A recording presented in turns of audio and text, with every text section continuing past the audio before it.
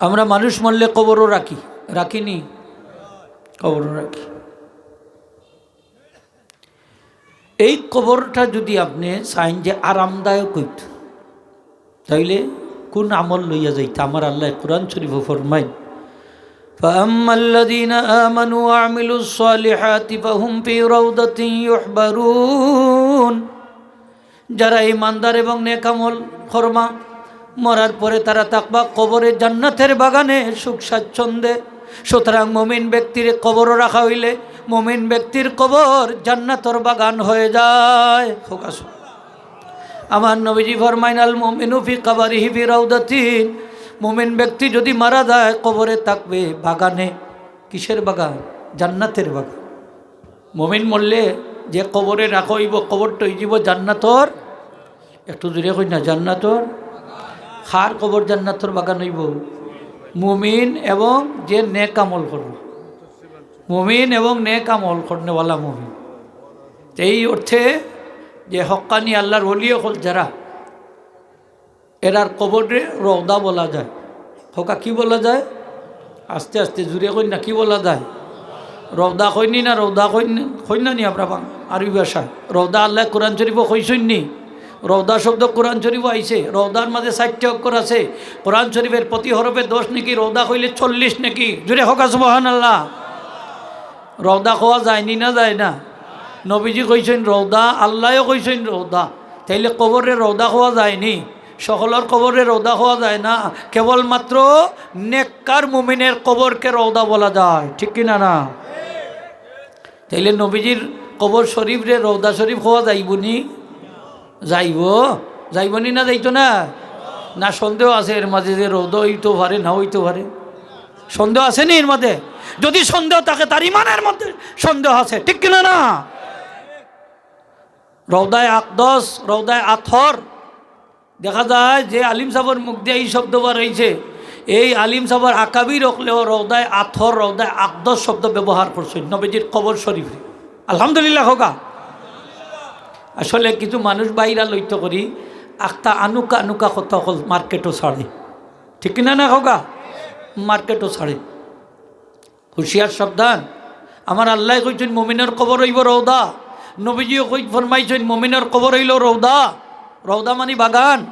আমার নবীজি ফরমাইছেন কবরের 2 অবস্থা, ইন্নামাল কবরু রাউদাতুম মিন রিয়াদিল জান্নাহ আও হুফরাতুম মিন হুফারিন নিরান।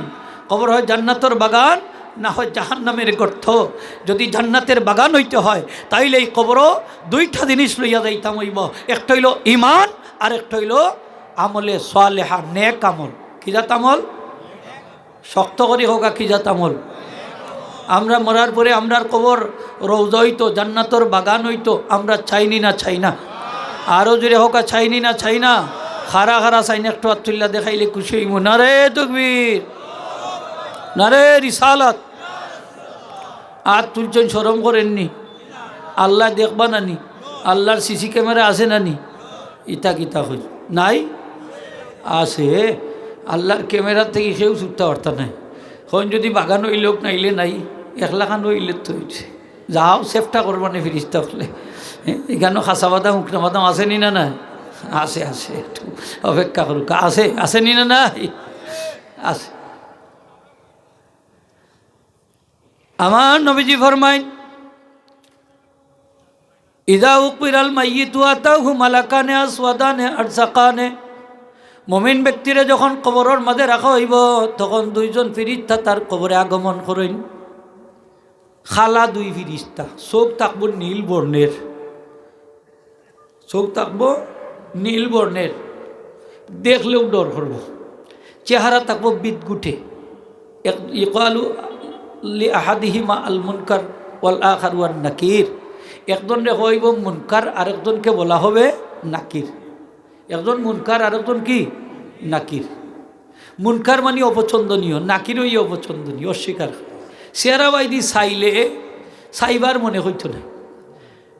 গলার যত রসকস আছে সব যাইব কি, ভিতর যত ফানি আছে সব শুকাই যাব চেহারা দেখলে। মানে আর আজাবর ফিরিস্তা, ঠিক না নি? আজাবর ফিরিস্তা চেহারা দেখলেও সবটা শুকাই যাব। সেরা দেখলে গলাত কিছু রস হয়, মায়া মায়া লাগে। আশা নাই নি খোকা এটা আশা আশা জাগে আর খেউর চেহারা দেখলে সব তার শেষ হয়ে যায় ঠিক না না খোকা দেখুন যান বালা মানুষের চেহারা দেখলে মনে আনন্দ লাগে লাগেনি না লাগে না আর কোনো খারাপ মানুষের অত্যাচারী মানুষের যদি চেহারা দেখো চেহারা দেখলেও শেষ বৃত্তর জুড়াই যাব কিতা কইল তারে দেখলেও বৃত্তর একবারে শুকাই যাব হ্যাঁ কইব না এই তো চেহারাই তো বোঝা যার যে আজকে খাতির হইত না আমার নবীজি ফরমাইন মুনকার নেকির ফিরিস্তা কবর আইবার আগে আরো একজন ফিরিস্তা আগমন করেন তানোর নাম হইল রুম্মান ফিরিস্তার নাম কি রুম্মান ফিরিস্তা আইবার রুম্মান আইয়া মৃত ব্যক্তিরে জাগ্রত করি মৃত ব্যক্তির যে কইবা তুমি জীবনে যা করছো তা লেখো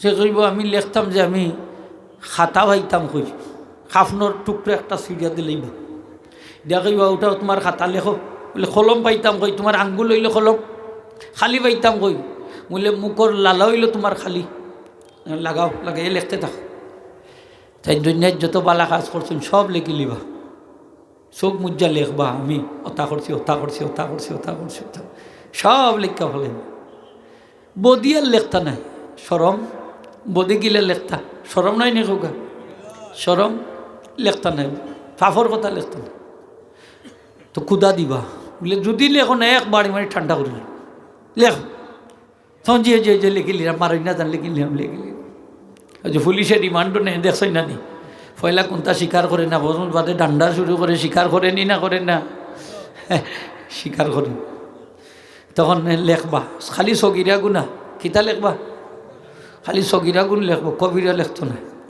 সগিরা গুণা তো বুঝরা যেটার লাগি সরাসরি জাহার নামের হুমকি নাই আর কবিরা গুণা হইল যেটার লাগি সরাসরি জাহার নামের হুমকি আছে এটার নাম হইল কবিরা গুণা সগিরা গুণা নেক আমল করলে আল্লাহ মাফ করে দিলাই সুবহানাল্লাহ হোকা আর কবিরা গুণা তবা না করলে মাফ হইত না কিতা না করলে তবা করা লাগে ওই যে হাদিস শরীফ আইছে ইমাম সাহেব যখন কইবা গাইরিল মাগদুবি আলাইহিম ওয়ালাদ-দাল্লিন ফাকুলু আমিন নবীজি ফরমাইছেন তখন তোমরা আমিন কইও এই সময় ফিরিস্তা হলে আমিন কইন আর ফিরিস্তাদের আমিনের সাথে যার আমিন মিলিত হয়ে যায় তার সারা জীবনের গুণা আল্লাহ মাফ করে দিলেন এই সময় কিজাত গুণা মাফ হয় সব সগিরা গুণা কিজাত গুণা হুকা খানা খাওয়ার পরে আমরা কিতা কই আলহামদুলিল্লাহ কই না নি নবীজি ফরমাইন আমার উম্মতর সারা জীবনের গুণা আল্লাহ মাফ করে দিলেন মানে সব সগিরা গুণা মাফ হয়ে যায় সগিরা গুণা মাফ হয়ে যায় এখন কেউ যদি আলহামদুলিল্লাহ সূরা মানে আমিন হওয়ার সময় আল্লামা ইবনুল বাজির রহমতের লেখছেন যদি এই সময় তবার নিয়ত করিলাই যে আল্লাহ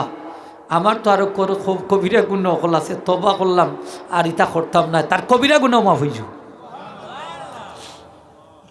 কবিরা গুণও মাফ হয়ে যাব আল্লাহ মাফ করে দিবার ক্ষমতা আছে নি না নাই